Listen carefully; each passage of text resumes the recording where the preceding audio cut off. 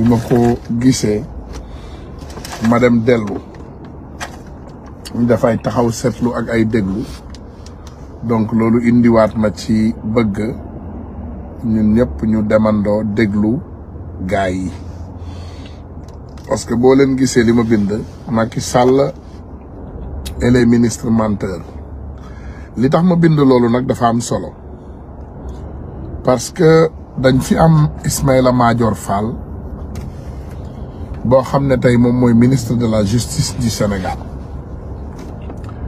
àdduna yëpp dégg li mu waxoon ci Ousmane Sonko ak contumace ak constitué wu dans 10 jours bu constitué wu waaw donc contumace bi day jeex donc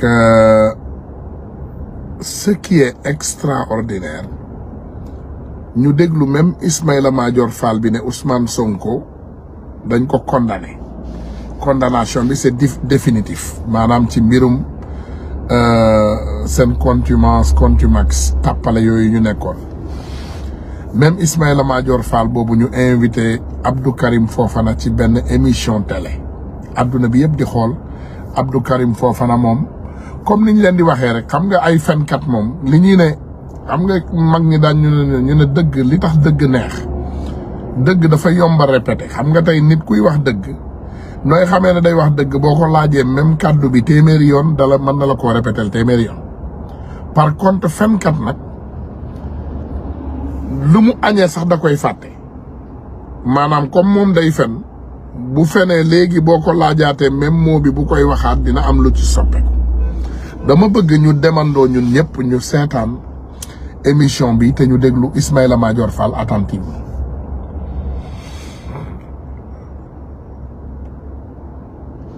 laay bu gàtt la rek. du gouvernement là monsieur le ministre Dagombalo moom mi ngi évoqué justement la condamnation de l'affaire Mame Mbaye Niang bi nga xam ne ci lañ sukkandiku pour DGE bañ a joxe. non loolu waxu ko. ah non loolu Mohamed non. on va revérifier. non bu jaxase. moo tax ma ne affaire yi. suñu waxee ndànk rek. parce que moom bu waxee loolu double communication lay nuyul. non waxul loolu nga xam ne non waxul loolu wala su fekkee ne moo ko wax. li may proposé. oui mooy ñu arrêté émission bi suspend. ñu xool ko ñu xool ay kon allez-y. allez-y. dañuy xaar. Pour être candidat, il faut d'abord être sur le fichier électoral. Ousmane Sonko a perdu ses droits civiques, en tout cas du point de vue de sa capacité à être électeur. Et du point de vue de notre loi, si vous n'êtes pas électeur, vous ne pouvez pas être candidat. Donc, c'est la conséquence normale des décisions de justice intervenues dans l'affaire Mame Mbaye Niang et Ousmane Sonko. Donc, le sous-préfet lui a notifié pour être candidat, il faut d'abord être sur le fichier électoral. Ousmane Sonko a perdu ses droits civiques, en tout cas du point de vue de sa capacité à être électeur. Et du point de vue de notre loi, si vous n'êtes pas électeur, vous ne pouvez pas être candidat. Donc, c'est la conséquence normale des décisions de justice intervenues dans l'affaire Mame Mbaye Niang et Ousmane Sonko. Donc, le sous-préfet lui a notifié affaire bi. lii ñun ñëpp ko déggandoo ci télé Bougane ba nag comme ni ma leen ko waxee démb Bougane dafa taal télé bi léegi pour ñu def ko jéebaane kaayu Ousmane Sonko malgré loolu yëpp yenn saay ndeysaan ñu ne la yow booy ndeysaan yow boo nekkee ci say pexe yu bon pour yàq yàlla nekk ci ay pexem yu baax toujours da ngay nekk di galgal sa bopp nañu dem ñu dégluwaat Ismaïla Madior Fall une fois. Et pourtant, le porte-parole du gouvernement, là, monsieur le ministre Dagombalo, moom mi ngi évoqué justement la condamnation de l'affaire Mame Mbaye Niang bi nga xam ne ci lañ sukkandiku pour DGE bañ a joxe. non loolu waxu ko. ah loolu Mohamed non. on va revérifier. non bu jaxase. moo tax ma ne affaire yi. suñu waxee ndànk rek. parce que moom bu waxee loolu double communication lay nuyul. non waxul loolu nga xam ne non waxul loolu wala su fekkee ne moo ko wax. li may proposé. oui mooy ñu arrêté émission bi suspend. ñu xool ko ñu xool ay kon allez-y. allez-y. dañuy xaar. Pour être candidat, il faut d'abord être sur le fichier électoral. Ousmane Sonko a perdu ses droits civiques, en tout cas du point de vue de sa capacité à être électeur. Et du point de vue de notre loi, si vous n'êtes pas électeur, vous ne pouvez pas être candidat. Donc, c'est la conséquence normale des décisions de justice intervenues dans l'affaire Mame Mbaye Niang et Ousmane Sonko. Donc le sous-préfet lui a notifié pour être candidat, il faut d'abord être sur le fichier électoral. Ousmane Sonko a perdu ses droits civiques, en tout cas du point de vue de sa capacité à être électeur. Et du point de vue de notre loi, si vous n'êtes pas électeur, vous ne pouvez pas être candidat. Donc c'est la conséquence normale des décisions de justice intervenues dans l'affaire Mame Mbaye Niang et Ousmane Sonko. Donc le sous-préfet lui a notifié cette affaire unique.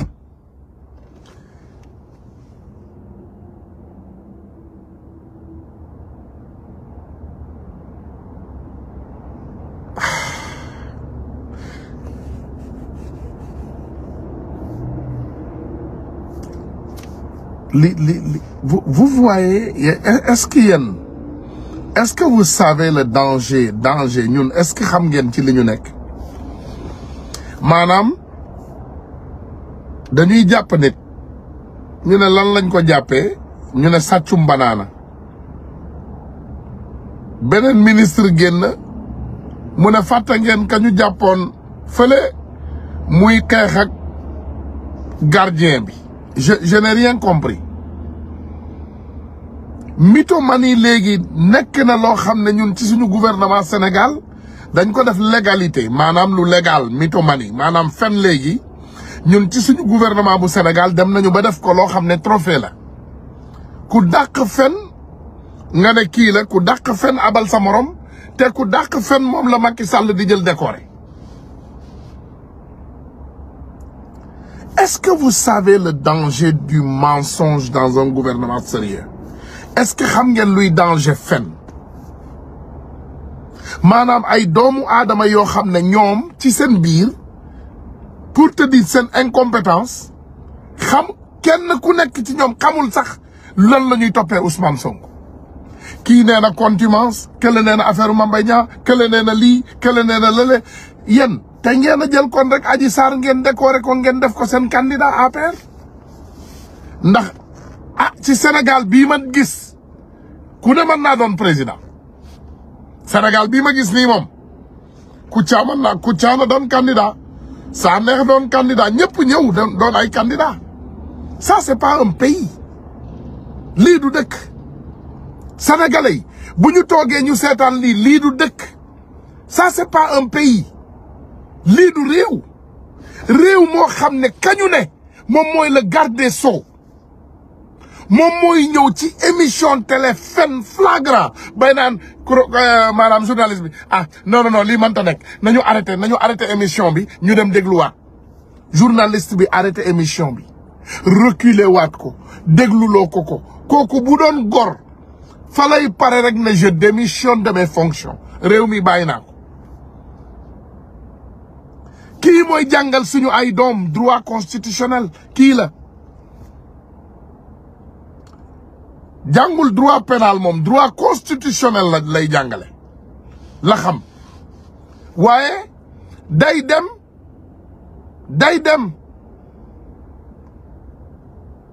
dem bu pare mu li mu jàng du ko jàngale mu dem jàngale li mu jàngul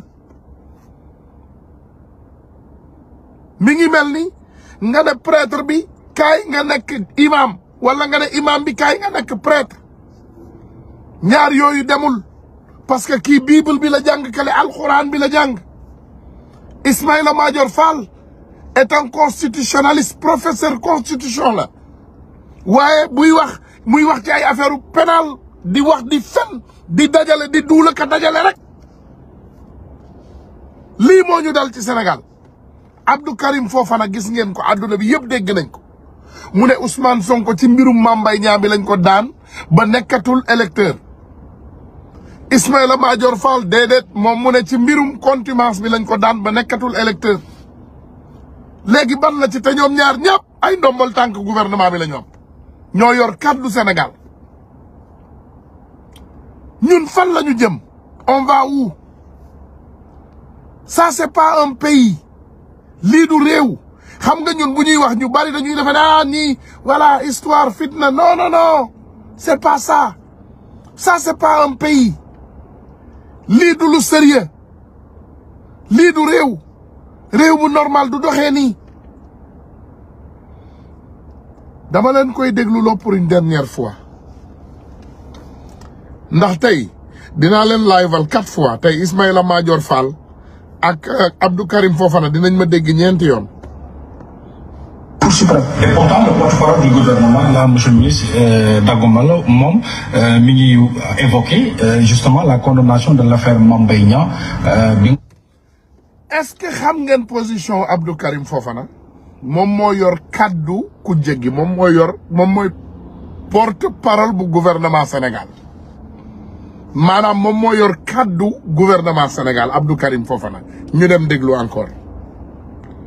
Et pourtant le porte-parole du gouvernement là monsieur le ministre Dagomalo moom mi ngi évoqué justement la condamnation de l'affaire Mame Mbaye Niang bi nga xam ne ci lañ sukkandiku pour DGE bañ a joxe. non loolu waxu ko. ah non loolu Mohamed non. on va revérifier peut-être. non bu jaxase. moo tax ma ne affaire yi. suñu waxee ndànk rek. parce que moom bu waxee loolu double communication lay nuyul. non waxul loolu nga xam ne waxul loolu wala su fekkee ne moo ko wax. li may proposé. oui mooy ñu arrêté émission bi suspend. ñu xool ko ñu xool ay kon allez-y. allez-y. dañuy xaar. Pour être candidat, il faut d'abord être sur le fichier électoral. Ousmane Sonko a perdu ses droits civiques, en tout cas du point de vue de sa capacité à être électeur. Et du point de vue de notre loi, si vous n'êtes pas électeur, vous ne pouvez pas être candidat. Donc, c'est la conséquence normale des décisions de justice intervenues dans l'affaire Mame Mbaye Niang et Ousmane Sonko. Donc, le sous-préfet lui a notifié ses règles. Pour être candidat, il faut d'abord être sur le fichier électoral. Ousmane Sonko a perdu ses droits civiques, en tout cas du point de vue de sa capacité à être électeur. Et du point de vue de notre loi, si vous n'êtes pas électeur, vous ne pouvez pas être candidat. Donc, c'est la conséquence normale des décisions de justice intervenues dans l'affaire Mame Mbaye Niang et Ousmane Sonko. Donc, le sous-préfet lui a notifié affaire unique. xam nga dégg ngeen porte-parole bu gouvernement bi nee na Ousmane Sonko perte na ay droit am nee na ci mbirum Mame Mbaye Niang bi la ko perte mu ne sous-préfet bi notifié na ko léegi nañu dem ci légalité notification sous-préfet boobu te sous-préfet bi déjà comme niñ ko waxee ñoom nee nañu notifié nañ ban sous-préfet moo war a notifier Ousmane Sonko déjà bu fekkee sax ci lu légal la waaye comme ñoom déjà dañu perte ay pédale kii day waxee nii jëmee na la kii waxee jëmee na la maanaam ñoom seeni ay kaddu àndul maanaam ñoom mën nañoo rey ay nit dellu ginnaaw ne ah non attends dañoo juum waruñu ko woon rey dañ ko waroon tëj 1 an. Voici le danger d'un gouvernement incompétent lii mooy suñu danger ñu dem ñu déglu Juan Branco li mu wax ci notification boobu. Le pouvoir qui va dire ah oui mais vous ne le faites pas dans les temps. Ça c'est le premier point. Ensuite, c'est le sous-préfet de Dakar qui a cherché à notifier à M. Sonko le fait qu'il était radié des listes électorales, alors même que M. Sonko est inscrit à Ziguinchor. Donc de toute façon, la décision que l'on a tenté de... Voilà, déglu leen fii Juan Branco nee na sous-préfet bu Dakar moo jéem a dem notifier Ousmane Sonko de sa radiation. Mais bu leen fàtte ne Ousmane Sonko est inscrit à Ziguinchor. maanaam sous-préfet bu Ziguinchor moo mën a notifier Ousmane Sonko mais pas bu Dakar. bu fekkee tey yow da nga inscrire Matam Podor mënul ñëw notifier la waa Matam ñoo lay notifier donc déglu leen encore li Juan Branco wax ñu delluwaat ñu dellu si waat. Le pouvoir qui va dire ah oui mais vous ne le faites pas dans les temps. Ça c'est le premier point. Ensuite, c'est le sous-préfet de Dakar qui a cherché à notifier à M. Sonko le fait qu'il était radié des listes électorales, alors même que M. Sonko est inscrit à Ziguinchor. Donc de toute façon, la décision que l'on a tenté de lui notifier est nulle. Ensuite, il y a le fond de la décision, c'est-à-dire qu'on prétexte le fait qu'il aurait été condamné par contumace pour le faire radier, alors qu'il est entre les mains du pouvoir. Il est aujourd'hui dans... Juan Branco ñëwaat na ci encore mu ne nee nañu li tax ñu radié ko ci liste électorale yi il a été condamné par contumace ngeen dégluwaat ma de Juan Branco nee na ñoom nee nañu li tax ñu radié Ousmane Sonko dañ ko condamné par contumace ki nga xam ne moom mooy porte-parole gouvernement bu Sénégal Abdou Karim Fofana moom nee na li tax ñu radier Ousmane Sonko dañ ko condamné ci mbiru Mame Mbaye Niang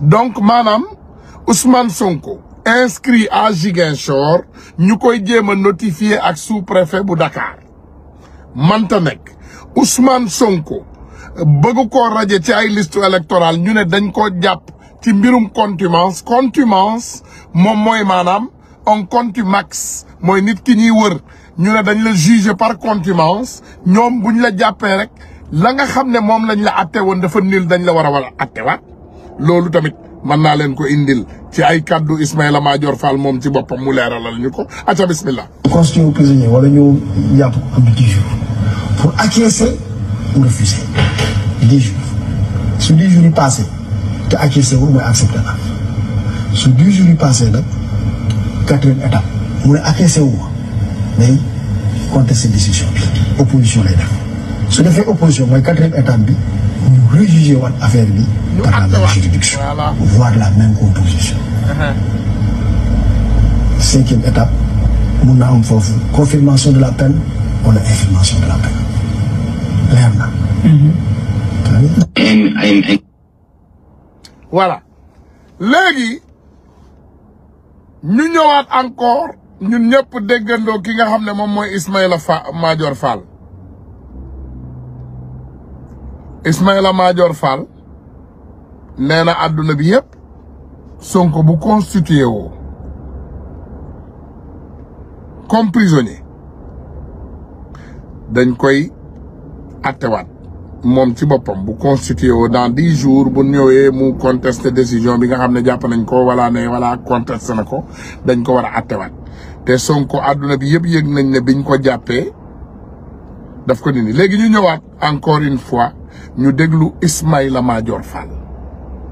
constitué prisonnier wala ñu jàpp am 10 jours pour acquiescer ou refuser 10 jours se constitué prisonnier wala ñu jàpp am 10 jours pour acquiescer ou refuser 10 jours su 10 jours yi passé te acquiescer wu mooy accepté na su 10 jours yi passé nag 4e étape mu ne acquiescer wu day contester décision bi opposition lay def su defee opposition mooy 4e étape bi ñu rejuger waat affaire bi par la même juridiction voire la même composition. 5e étape mun na am foofu confirmation de la peine wala infirmation de la peine leer na.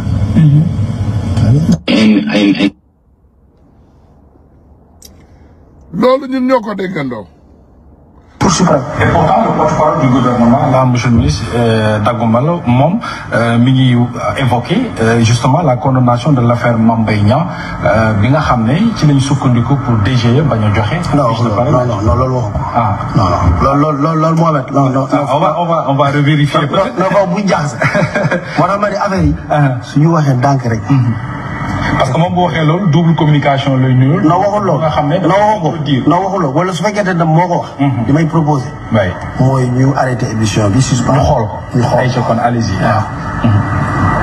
allez-y. dañuy xaar. Pour être candidat, il faut d'abord être sur le fichier électoral. Ousmane Sonko a perdu ses droits civiques, en tout cas du point de vue de sa capacité à être électeur. Et du point de vue de notre loi, si vous n'êtes pas électeur, vous ne pouvez pas être candidat. Donc, c'est la conséquence normale des décisions de justice intervenues dans l'affaire Mame Mbaye Niang et Ousmane Sonko. Donc, le sous-préfet lui a notifié ses règles. Le sous-préfet lui a notifié, jàppaleen foofu tamit ah nee nañ sous-préfet bee ko notifié nee na c'est l'affaire Mame Mbaye Niang kële nee na c'est l'affaire Contumax ba pare sous-préfet bu Dakar moo ko notifié loolu ñun dégg nañ ko léegi nañu demaat rek encore une fois ñu déglu Juan Branco ba mu jeex incha allah tey moom gars yi bu leen yàkkamti bu ma paree nii live bi dinaa ñëwaat ci kanam encore defaraat leen beneen bu gën a saf ñëwaat encore ci kanamaat encore defar leen bi gën a saf. Le pouvoir qui va dire ah oui mais vous ne le faites pas dans les temps. Ça c'est le premier point. Ensuite, c'est le sous-préfet de Dakar qui a cherché à notifier à M. Sonko le fait qu'il était radié des listes électorales alors même que M. Sonko est inscrit à Ziguinchor. Donc de toute façon la décision que l'on a tenté de lui notifier est nul.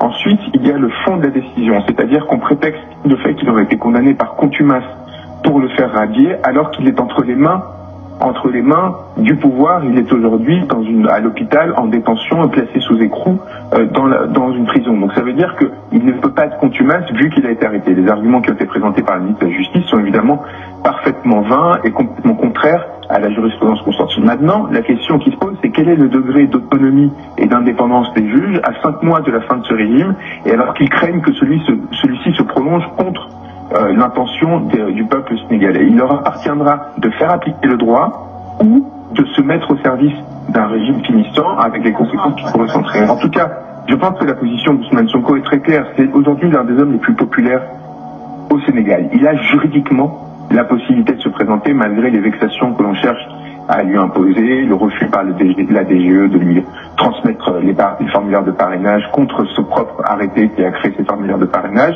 Et je pense qu'il y a une situation qui est très claire.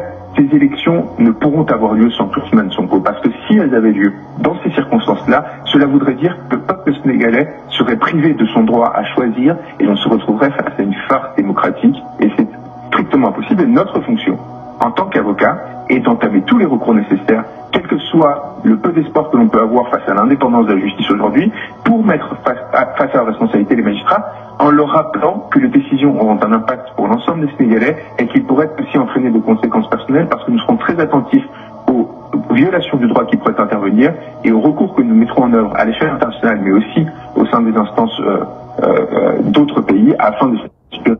gars yi lii yëpp ñun ñoo ko déggandoo madame nag ma tëjee suñu frère Ousseynou Ly am na lu mu wax lu am solo nañu dem ñu déglu ko bismillah. président Macky Sall na def nank ci mbiru Ousmane Sonko dafa am benn wax bu président Sonko wax muy xeex bii ñuy xeex mën nañ cee ñàkk ay dunk waaye Macky Sall mën nañ ci ñàkk lu ëpp dunk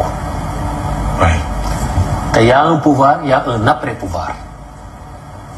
nguur dafa am nguur guy jeexam nguur gu jeex am na xalaat tàkkusaan bi muy def passation de service 14h 15h googu su ko defee ba ñu gunge ko ba mu génn palais na ko xalaat. wax jooju luy firim. waaw xëy na su mënee dégg wala su amee ñu ko mën a firil.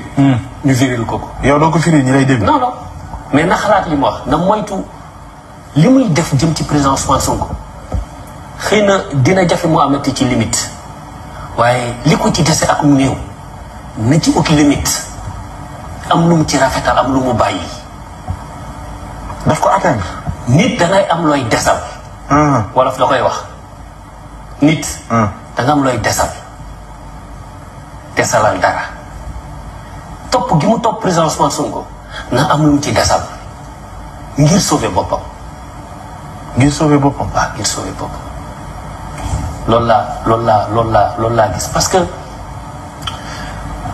ndax moom laa amul emprise ci destin président Ousmane Sonko di nga li Ousmane Sonko am. fii rek neexul suñu borom mu bind mu wax ni lii dàq na jeex na mindeef ci kaw suuf du moo yaa ko mën a arrêté amul. li mu am coobere yàlla la li ko suñu borom defal la ay nit yu ko bëgg sopp ko yéene ko du xam-xam gu mu ëppale nit ñi du taar gu mu ëppale nit ñi du juddu gu mu ëppale nit ñi du alal gu mu ëppale nit ñi du ay teraanga yu muy jox nit ñi déedéet nit ñi ñoo ko bëgg tey yàlla tax te loolu yàllaa koy def du Macky Sall du Ousmane Sonko du man du keneen ak keneen. ça je dis c'est un discours hors politique. maanaam na am fu muy des. ci ñoom mooy ni. waaw fi ci toll na ko bàyyi mu génn. li wolof di wax naan mu ne ci mbiru boppam. li wolof di wax naan. nit da nga am looy desal. digganteem ak président Ousmane Sonko topp gi mu ko topp. na am lu mu ci desal. li mu ci desal mooy. mooy mën naa la wax nii. na xalaat bis bu defee passation de service 14h ou 15h bés boobu. day pare ñibbi këram moment boobu à partir de ce moment là na ko xalaat. waaw maanaam titre ancien chef d'état na ci bàyyi xel. waaw na am lu mu desal. kooku moom du waxu opposant du waxu politique waxu citoyen sénégalais la bu juddu ci réew mi naam xale laa waaye am na lu ma dund am na yu ma gis. am na yu dox ci politique yu bëri yu ma gis. nit da ngay am looy desal buum kenn du ko tegal ndax su tegee rek su daggee sa kaw la jëm. waaw. tey yegg si nañ ci niveau boobu. non mu ngi tegal de tegal na nag. gars yi maa ngi leen di sant di leen gërëm ba ci kanam incha allahu rabbi dinañu ñëwaat continuer indi leeral yi nga xam ne moom la ministre Macky Sall yi jaxasoo pour continuer yëgal sénégalais yi aussi ne mbirum Ousmane Sonko ci suñu loxo la nekk. Ousmane Sonko ñun ñoo mën a tax mu doon candidat Ousmane Sonko ñun ñoo war a tax mu falu Ousmane Sonko ñun ñoo war a tax ñun ci ñun la dépendre pour Macky Sall man koo xañ quoi que ce soit.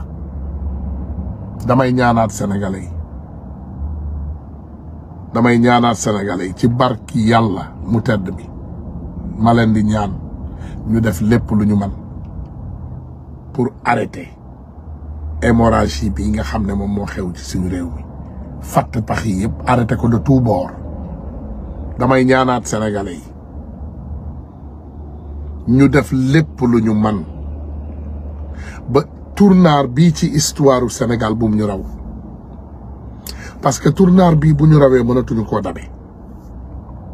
tournaar bii bu ñu rawee dinañu dundaat beneen téeméeri at wala ñaar téeméeri at balaa ñuy amaat lu mel ni Ousmane Sonko pour indi ko fal ko Sénégal.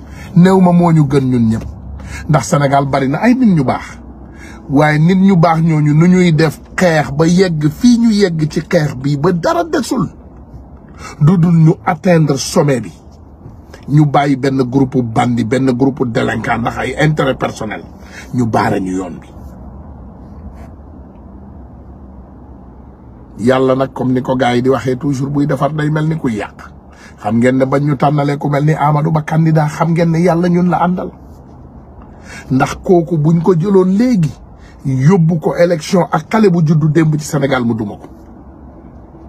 Amadou Ba buñ ko yóbbu woon élection ak ay tànk waxuma nit sax nit bu mat ay tànki kese bu ñu yóbbu woon Amadou Ba candidat bëgguma sax manqué respect parce que bëgguma tudd ay turu nit waaye dégg naa Ndella Madior sax mi ngi def parrainage Ndella Madior bu demoon candidat ak Amadou Ba midi balaa 2 heures mu duma ko Ndella Madior laa leen wax suñu sœur bi suñu yaayu orphelinat boobu sénégalaises yu baax yi bari nañ fi sénégalais yu baax yi bari nañ fi pourquoi ñuy toog di bàyyi bandi yii ñu ñuy xoj pourquoi on accepte ça pourquoi we should not accept it. You should not settle for mediocrity.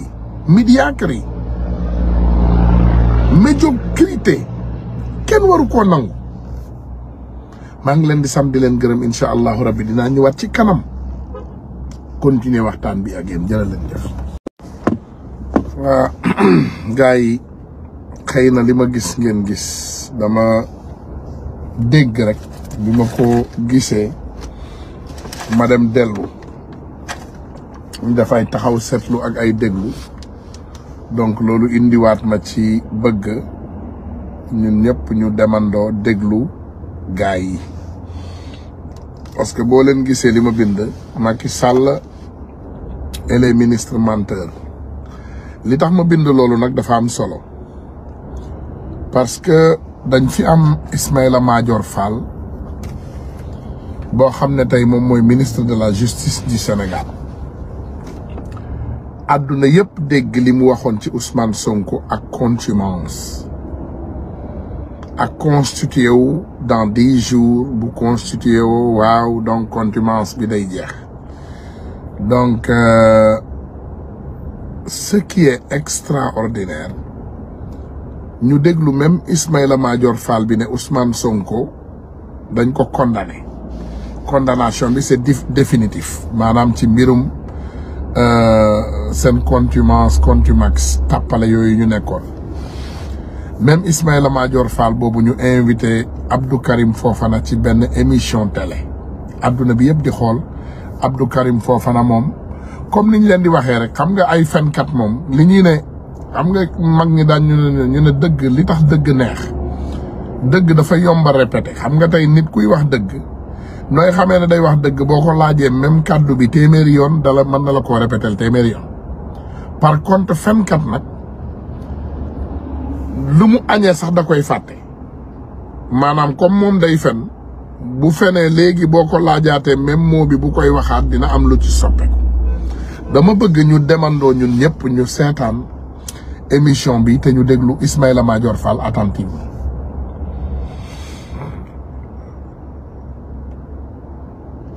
laay bu gàtt la rek. porte-parole du gouvernement là monsieur le ministre Daggo Mbalo moom mi ngi évoqué justement la condamnation de l'affaire Mame Mbaye Niang bi nga xam ne ci lañ sukkandiku pour DGE bañ a joxe. non loolu waxu ko. ah non loolu Mohamed non. on va revérifier peut-être. non bu jaxase. moo tax ma ne affaire yi.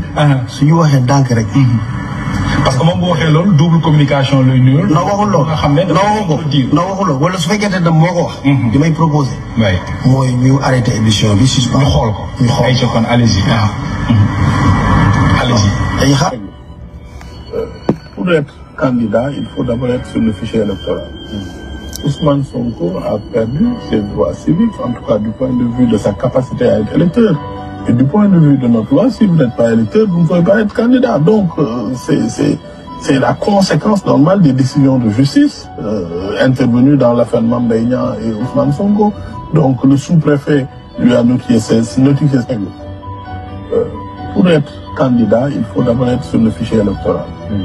Ousmane Sonko a perdu ses droits civiques, en tout cas du point de vue de sa capacité à être électeur. Et du point de vue de notre loi, si vous n'êtes pas électeur, vous ne pouvez pas être candidat. Donc, c'est la conséquence normale des décisions de justice intervenues dans l'affaire Mame Mbaye Niang et Ousmane Sonko. Donc, le sous-préfet lui a notifié c'est affaire unique. lii ñun ñëpp ko déggandoo ci télé Bougane ba nag comme ni ma leen ko waxee démb Bougane dafa taal télé bi léegi pour ñu def ko jéebaane kaayu Ousmane Sonko malgré loolu yëpp yenn saay ndeysaan ñu ne la yow booy ndeysaan yow boo nekkee ci say pexe yu bon pour yàq yàlla nekk ci ay pexem yu baax toujours da ngay nekk di galgal sa bopp nañu dem ñu dégluwaat Ismaïla Madior Fall une fois. Et Cour suprême. Et pourtant le porte-parole du gouvernement là monsieur le ministre Daggo Mbalo moom mi ngi évoqué justement la condamnation de l'affaire Mame Mbaye Niang bi nga xam ne ci lañ sukkandiku pour DGE bañ a joxe. non loolu waxu ko. ah loolu Mohamed non. on va revérifier peut-être. non bu jaxase. moo tax ma ne affaire yi. suñu waxee ndànk rek. parce que moom bu waxee loolu double communication lay nuyul. non waxul loolu nga xam ne non waxul loolu wala su fekkee ne moo ko wax. li may proposé. oui mooy ñu arrêté émission bi suspend. ñu xool ko ñu xool ay kon allez-y. allez-y. ay xaar. Pour être candidat, il faut d'abord être sur le fichier électoral. Ousmane Sonko a perdu ses droits civiques, en tout cas du point de vue de sa capacité à être électeur. Et du point de vue de notre loi, si vous n'êtes pas électeur, vous ne pouvez pas être candidat. Donc, c'est la conséquence normale des décisions de justice intervenues dans l'affaire Mame Mbaye Niang et Ousmane Sonko. Donc, le sous-préfet lui a notifié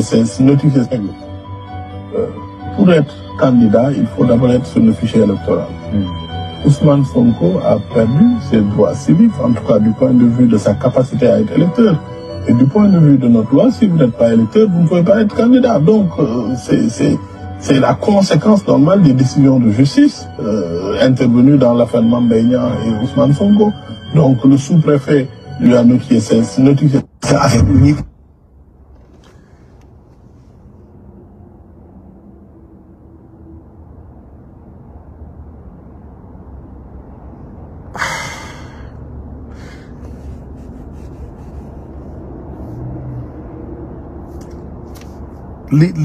Vous voyez, est-ce que vous savez le danger ñun est-ce que xam ngeen ci li ñu nekk maanaam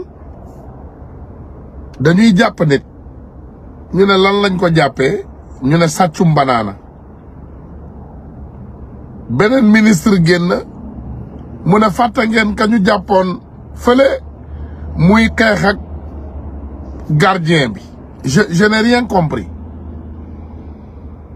mythomanie léegi nekk na loo xam ne ñun ci suñu gouvernement Sénégal dañ ko def légalité maanaam lu légal mythomanie maanaam fen léegi ñun ci suñu gouvernement bu Sénégal dem nañu ba def ko loo xam ne trophée la ku dàq fen nga ne kii la ku dàq fen abal sa morom te ku dàq fen moom la Macky Sall di jël décoré. Est-ce que vous savez le danger du mensonge dans un gouvernement sérieux? Est-ce que xam ngeen luy danger fen maanaam ay doomu aadama yoo xam ne ñoom ci seen biir pour te dire seen incompétence xam kenn ku nekk ci ñoom xamul sax lan la ñuy toppee Ousmane Sonko kii nee na contumace kële nee na affaire Mame Mbaye Niang kële nee na lii kële nee na lële yéen te ngeen a jël kon rek Adji Sarr ngeen décoré ko ngeen def ko seen candidat APR ndax ci Sénégal bii ma gis ku ne mën naa doon président Sénégal bii ma gis nii moom Kouthia mën naa Kouthia na doon candidat Sanekh doon candidat ñëpp ñëw doon ay candidat ça c'est pas un pays lii du dëkk sénégalais yi bu ñu toogee ñu seetaan lii du dëkk ça c'est pas un pays lii du réew moo xam ne kañu ne moom mooy le garde des sceaux moom mooy ñëw ci émission télé fen flagrant bay naan maanaam journaliste bi non lii mënta nekk nañu arrêté émission bi ñu dem dégluwaat journaliste bi arrêté émission bi reculer waat ko dégluloo ko kooku bu doon gor fa lay pare rek ne je démissionne de mes fonctions réew mi bàyyi naa ko kii mooy jàngal suñu ay doom droit constitutionnel kii la jàngul droit pénal moom droit constitutionnel la lay jàngale la xam waaye day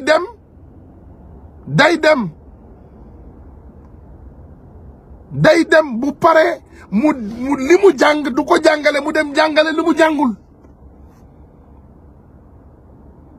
mi ngi mel ni nga ne prêtre bi kaay nga nekk imam wala nga ne imam bi kaay nga nekk prêtre ñaar yooyu demul parce que kii bible bi la jàng kale alxuraan bi la jàng Ismaïla Madior Fall est un constitutionnaliste professeur constitution la waaye muy wax ci ay affaire pénal di wax di fen di dajale di duula ka dajale rek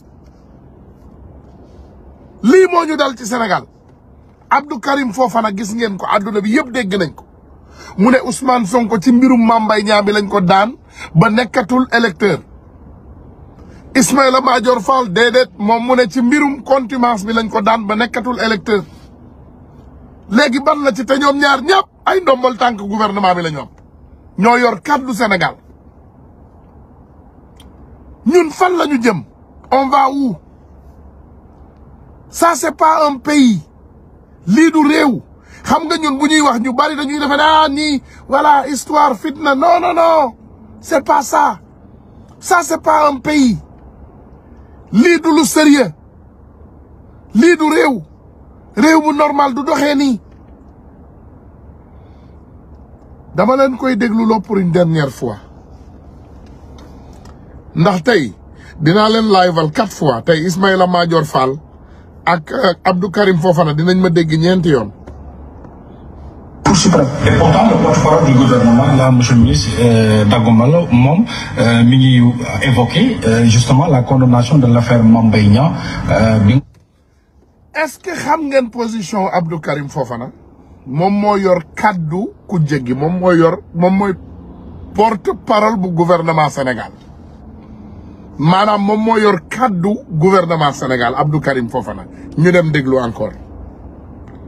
Et Cour suprême. Et pourtant le porte-parole du gouvernement là monsieur le ministre Dagomalo moom mi ngi évoqué justement la condamnation de l'affaire Mame Mbaye Niang bi nga xam ne ci lañ sukkandiku pour DGE bañ a joxe. non loolu wax ko. non loolu Mohamed non. on va revérifier. non bu jaxase. moo tax ma ne affaire yi. suñu waxee ndànk rek. parce que moom bu waxee loolu double communication lay nuyul. non waxul loolu nga xam ne waxul loolu wala su fekkee dem moo ko wax. li may proposé. oui mooy ñu arrêté émission bi suspend. ñu xool ko. ñu xool ay ca kon allez-y. Pour être candidat, il faut d'abord être sur le fichier électoral.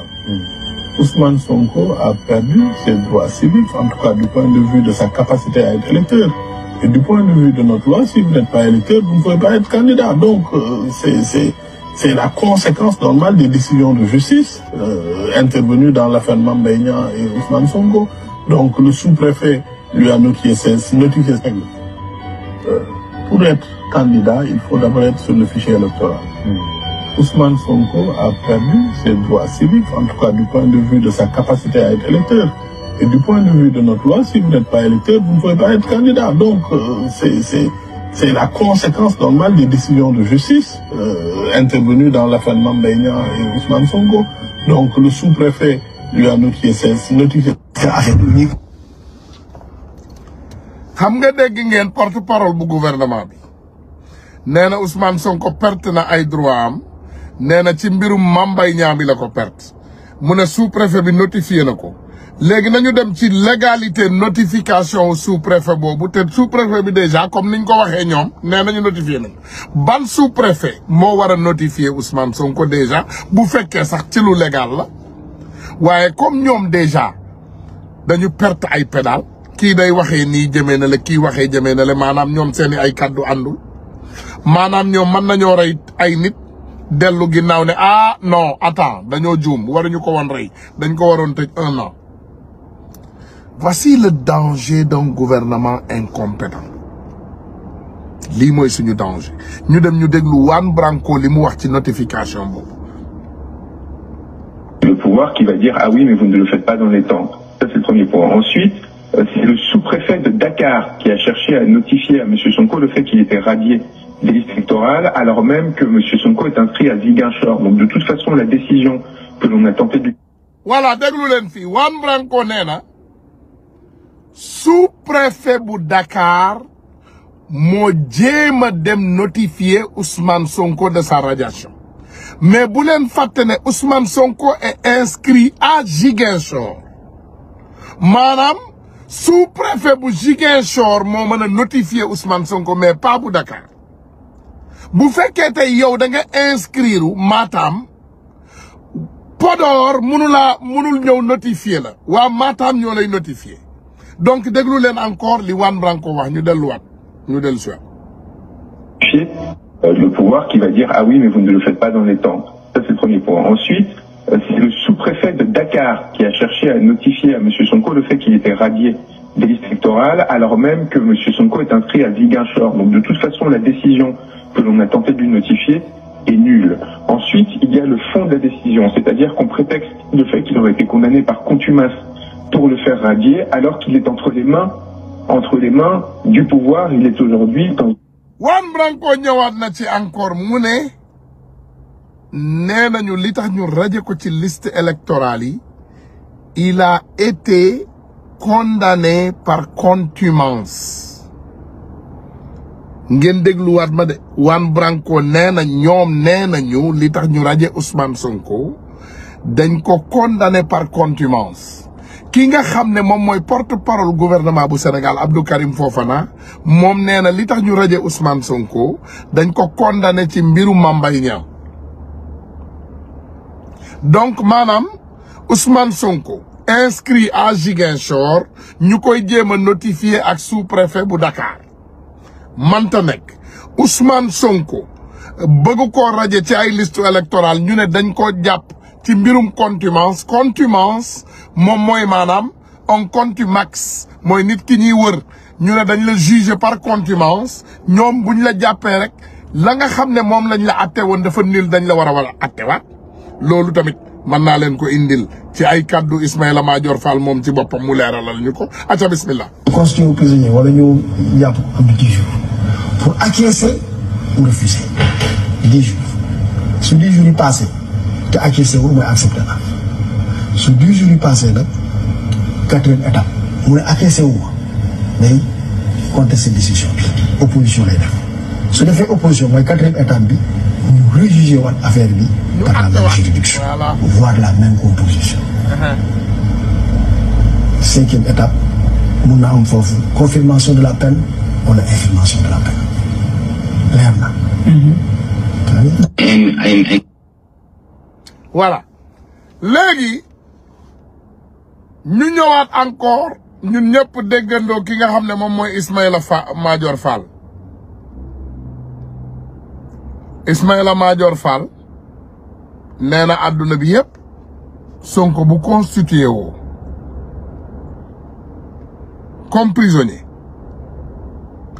dañ koy attewaat moom ci boppam bu constitué woo dans 10 jours bu ñëwee mu contesté décision bi nga xam ne jàpp nañ ko wala contesté na ko dañ ko war a attewaat te Sonko àdduna bi yëpp yëg nañ ne biñ ko jàppee daf ko dindi léegi ñu ñëwaat encore une fois ñu déglu Ismaïla Madior Fall.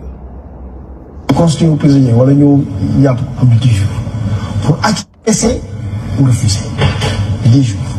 se constitué prisonnier wala ñu jàpp am 10 jours pour acquiescer ou refuser 10 jours. su 10 jours yi passé te acquiescer wul mooy accepté na su 10 jours yi passé nag 4e étape mooy acquiescer wu ma day contester décision bi opposition lay def su defee opposition mooy 4e étape bi ñu rejuger waat affaire bi par la même juridiction voire la même opposition. 5e étape mun na am foofu confirmation de la peine wala infirmation de la peine leer na.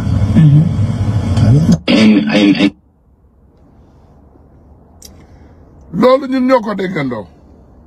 Et pourtant, le porte-parole du gouvernement, là, monsieur le ministre Dagombalo, moom mi ngi évoqué justement la condamnation de l'affaire Mame Mbaye Niang bi nga xam ne ci lañ sukkandiku pour DGE bañ a joxe. non loolu wax ko. Ah non loolu Mohamed non. on va revérifier peut-être. non bu jaxase. moo tax ma di affaire yi. suñu waxee ndànk rek. parce que moom bu waxee loolu double communication lay nuyul. non waxul loolu nga xam ne non waxul loolu wala su fekkee ne moo ko wax. li may proposé. oui mooy ñu arrêté émission bi suspend. ñu xool ko ñu xool ay kon allez-y. allez-y. dañuy xaar. Pour être candidat, il faut d'abord être sur le fichier électoral. Ousmane Sonko a perdu ses droits civiques, en tout cas du point de vue de sa capacité à être électeur. Et du point de vue de notre loi, si vous n'êtes pas électeur, vous ne pouvez pas être candidat. Donc, c'est la conséquence normale des décisions de justice intervenues dans l'affaire Mame Mbaye Niang et Ousmane Sonko. Donc, le sous-préfet lui a notifié le sous-préfet lui a notifié jàpp leen foofu tamit ah nee nañ sous-préfet bee ko notifié nee na c'est l'affaire Mame Mbaye Niang kële nee na c'est l'affaire Contumax ba pare sous-préfet bu Dakar moo ko notifié loolu ñun dégg nañ ko léegi nañu demaat rek encore une fois ñu déglu Juan Branco ba mu jeex incha allah tey moom gars yi bu leen yàkkamti bu ma paree nii live bi dinaa ñëwaat ci kanam encore defaraat leen beneen bu gën a saf ñëwaat encore ci kanamaat encore defar leen bi gën a saf. Le pouvoir qui va dire ah oui mais vous ne le faites pas dans les temps. Ça c'est le premier point. Ensuite, c'est le sous-préfet de Dakar qui a cherché à notifier à M. Sonko le fait qu'il était radié des listes électorales alors même que M. Sonko est inscrit à Ziguinchor. Donc de toute façon la décision que l'on a tenté de lui notifier est nulle. Ensuite, il y a le fond de la décision, c'est-à-dire qu'on prétexte le fait qu'il aurait été condamné par contumace pour le faire radier alors qu'il est entre les mains du pouvoir. Il est aujourd'hui à l'hôpital en détention, placé sous écrou dans une prison. Donc ça veut dire qu'il ne peut pas être contumace vu qu'il a été arrêté. Les arguments qui ont été présentés par le ministre de la Justice sont évidemment parfaitement vains et complètement contraires à la jurisprudence constante. Maintenant, la question qui se pose, c'est quel est le degré d'autonomie et d'indépendance des juges à 5 mois de la fin de ce régime, et alors qu'ils craignent que celui-ci se prolonge contre l'intention du peuple sénégalais. Il leur appartiendra de faire appliquer le droit ou de se mettre au service d'un régime finissant avec les conséquences qui pourraient s'entraîner. En tout cas, je pense que la position d'Ousmane Sonko est très claire. C'est aujourd'hui l'un des hommes les plus populaires au Sénégal. Il a juridiquement la possibilité de se présenter malgré les vexations que l'on cherche à lui imposer, le refus par la DGE de lui transmettre les formulaires de parrainage contre ce propre arrêté qui a créé ces formulaires de parrainage. Et je pense qu'il y a une situation qui est très claire. Ces élections ne pourront avoir lieu sans Ousmane Sonko, parce que si elles avaient lieu dans ces circonstances-là, cela voudrait dire que le peuple sénégalais serait privé de son droit à choisir et on se retrouverait face à une farce démocratique, et c'est strictement impossible. Et notre fonction, en tant qu'avocat, est d'entamer tous les recours nécessaires, quelle que que soit le peu d'espoir que l'on peut avoir face à l'indépendance de la justice aujourd'hui, pour mettre face à la responsabilité des magistrats, en leur rappelant que les décisions auront un impact pour l'ensemble des Sénégalais et qu'ils pourraient aussi entraîner des conséquences personnelles, parce que nous serons très attentifs aux violations du droit qui pourraient intervenir et aux recours que nous mettrons en œuvre à l'échelle internationale, mais aussi au sein des instances d'autres pays, afin de... gars yi lii yëpp ñun ñoo ko déggandoo madame nag ma tëjee suñu frère Ousseynou Ly am na lu mu wax lu am solo nañu dem ñu déglu ko bismillah. président Macky Sall na def naa ko ci mbir Ousmane Sonko dafa am benn wax bu président Sonko wax muy xeex bii ñuy xeex mën nañ cee ñàkk ay dunk waaye Macky Sall mën nañ ci ñàkk lu ëpp dunk te y a un pouvoir y a un après pouvoir nguur dafa am nguur guy jeexam nguur gu jeex am na xalaat tàkkusaan bi muy def passation de service 14h te 15h googu su ko defee ba ñu gunge ko ba mu génn pale na ko xalaat wax jooju luy firim waaw xëy na su mënee dégg wala su amee ñu ko mën a firil ñu firil ko yow doo ko firil ñi lay dégg non non mais na xalaat li mu wax na moytu li muy def jëm ci président Ousmane Sonko xëy na dina jafe mu amati ci limite waaye li ko ci dese ak mu néew na ci ut limite am lu mu ci rafetal am lu mu bàyyi daf ko atteindre nit dangay am looy desal wolof da koy wax nit danga am looy desalal dara topp gi mu topp président Ousmane Sonko na am lu mu ci desal ngir sauver boppam ngir sauver boppam waaw ngir sauver boppam loolu laa gis parce que ndax moom laa amul emprise ci destin président Ousmane Sonko ji nga li Ousmane Sonko am fii rek neexul suñu borom mu bind mu wax ni lii dàq na jeex na mindeef ci kaw suuf du moo yaa ko mën a arrêté amul li mu am coobere yàlla la li ko suñu borom defal la ay nit yu ko bëgg sopp ko yéene ko du xam-xam gu mu ëppale nit ñi du taar gu mu ëppale nit ñi du juddu gu mu ëppale nit ñi du alal gu mu ëppale nit ñi du ay teraanga yu muy jox nit ñi déedéet nit ñi ñoo ko bëgg tey yàlla tax te loolu yàllaa koy def du Macky Sall du Ousmane Sonko du man du keneen ak keneen ça je dis c'est un discours hors politique. maanaam na am fu muy des. ci yow mooy ni waaw fi ci toll na ko bàyyi mu génn. li wolof di mu wax ne ci mbiru boppam. li wolof di wax naan. nit da nga am looy desal. digganteem ak président Ousmane Sonko topp gi mu ko topp. na am lu mu ci desal. li mu ci desal mooy. mooy moom laa la wax nii. na xalaat bis bu defee passation de service 14h ou 15h bés boobu day pare ñibbi këram moment boobu à partir de ce moment là na ko xalaat. waaw. maanaam titre ancien chef d'état na ci boobu. bàyyi xel. waaw na am lu mu desal.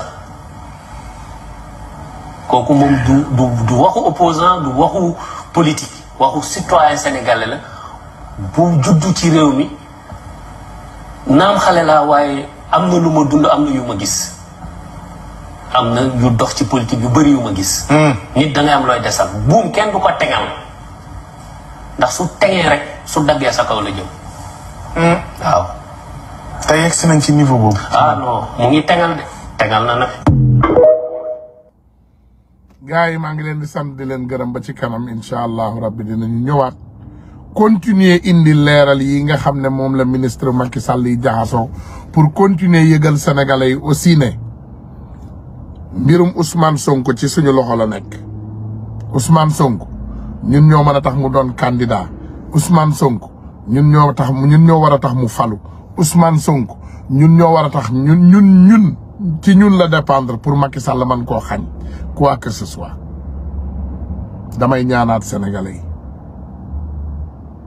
damay ñaanaat sénégalais yi ci barki yàlla mu tedd bi ma leen di ñaan ñu def lépp lu ñu man pour arrêter hémorragie bi nga xam ne moom moo xew ci suñu réew mi fatt pax yi yëpp arrêté ko de tout bord. damay ñaanaat sénégalais yi ñu def lépp lu ñu man ba tournaar bii ci histoire u Sénégal bu mu ñu raw parce que tournaar bii bu ñu rawee mënatuñu koo dabe. tournaar bii bu ñu rawee dinañu dundaat beneen téeméeri at wala ñaar téeméeri at bala ñuy amaat lu mel ni Ousmane Sonko pour indi ko fal ko Sénégal. néew ma moo ñu gën ñun ñëpp ndax Sénégal bari na ay nit ñu baax waaye nit ñu baax ñooñu nu ñuy def xeex ba yegg fii ñu yegg ci xeex bii ba dara desul du dul ñu atteindre sommet bi ñu bàyyi benn groupe bandi benn groupe délinquant ndax ay intérêt personnel ñu baare ñu yoon bi. yàlla nag comme ni ko gars yi di waxee toujours buy defar day mel ni kuy yàq xam ngeen ne bañ ñu tànnalee ku mel ni Amadou Ba candidat xam ngeen ne yàlla ñun la àndal ndax kooku buñ ko jëloon léegi yóbbu ko élection ak xale bu juddu démb ci Sénégal mu duma ko. Amadou Ba buñ ko yóbbu woon élection ak ay tànk waxuma nit sax nit bu mat ay tànki kese bu ñu yóbbu woon Amadou Ba candidat bëgguma sax manqué respect parce que bëgguma tudd ay turu nit. waaye dégg naa Ndella Madior sax mi ngi def parrainage Ndella Madior bu demoon candidat ak Amadou Ba midi balaa 2 heures mu duma ko Ndella Madior laa leen wax suñu sœur bi suñu yaayu orphelinat boobu sénégalaise yu baax yi bari nañ fi sénégalais yu baax yi bari nañ fi pourquoi ñuy toog di bàyyi bandi yii ñu ñuy xoj pourquoi on accepte ça pourquoi we should not accept it. You should not settle for mediocrity.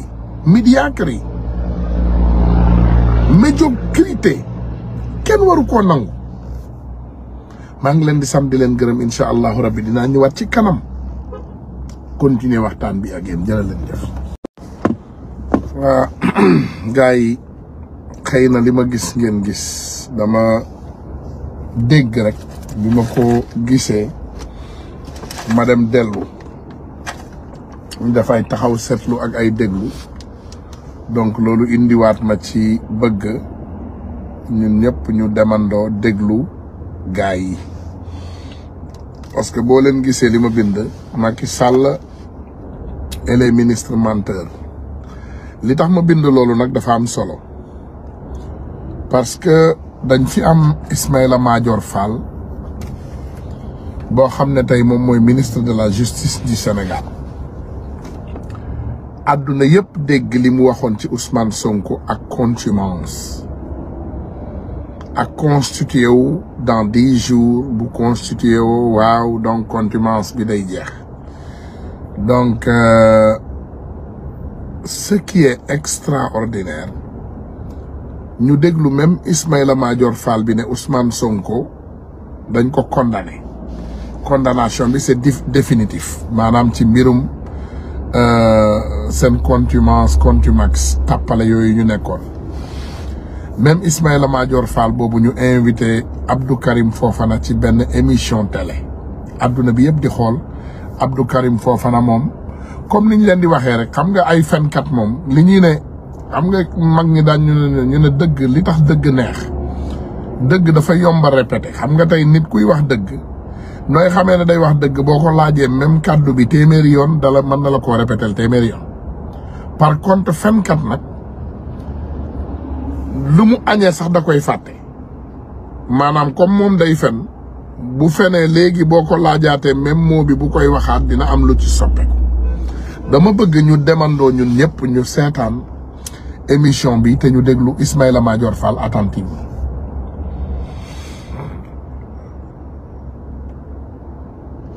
laaj bu gàtt la rek. porte-parole du gouvernement là monsieur le ministre Daggo Mbalo moom mi ngi évoqué justement la condamnation de l'affaire Mame Mbaye Niang bi nga xam ne ci lañ sukkandiku pour DGE bañ a joxe. non loolu wax ko. ah non loolu Mohamed non.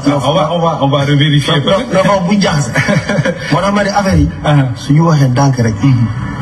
parce que moom bu waxee loolu double communication lay nuyul. non waxul loolu nga xam ne non waxul loolu wala su fekkee ne moo ko wax. li may proposé. oui mooy ñu arrêté émission bi suspend. ñu xool ko ñu xool ko kon allez-y. allez-y. Pour être candidat, il faut d'abord être sur le fichier électoral. Ousmane Sonko a perdu ses droits civiques, en tout cas du point de vue de sa capacité à être électeur. Et du point de vue de notre loi, si vous n'êtes pas électeur, vous ne pouvez pas être candidat. Donc, c'est la conséquence normale des décisions de justice intervenues dans l'affaire Mame Mbaye Niang et Ousmane Sonko. Donc, le sous-préfet lui a notifié pour être candidat, il faut d'abord être sur le fichier électoral. Ousmane Sonko a perdu ses droits civiques, en tout cas du point de vue de sa capacité à être électeur. Et du point de vue de notre loi, si vous n'êtes pas électeur, vous ne pouvez pas être candidat.